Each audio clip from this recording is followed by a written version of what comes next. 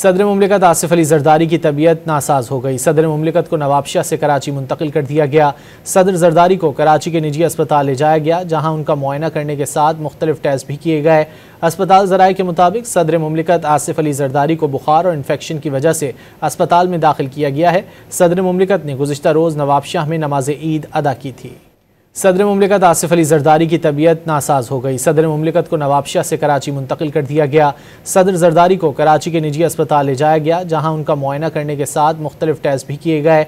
अस्पताल ज़राए के मुताबिक सदर मुमलिकत आसिफ अली जरदारी को बुखार और इन्फेक्शन की वजह से अस्पताल में दाखिल किया गया है। सदर मुमलिकत ने गुज़िश्ता रोज़ नवाबशाह में नमाज ईद अदा की थी। सदर मुमलिकत आसिफ अली जरदारी की तबीयत नासाज हो गई। सदर मुमलिकत को नवाबशाह से कराची मुंतकिल कर दिया गया। सदर जरदारी को कराची के निजी अस्पताल ले जाया गया, जहां उनका मुआयना करने के साथ मुख्तलिफ टेस्ट भी किए गए। अस्पताल ज़राए के मुताबिक सदर मुमलिकत आसिफ अली जरदारी को बुखार और इन्फेक्शन की वजह से अस्पताल में दाखिल किया गया है। सदर मुमलिकत ने गुज़िश्ता रोज़ नवाबशाह में नमाज ईद अदा की थी।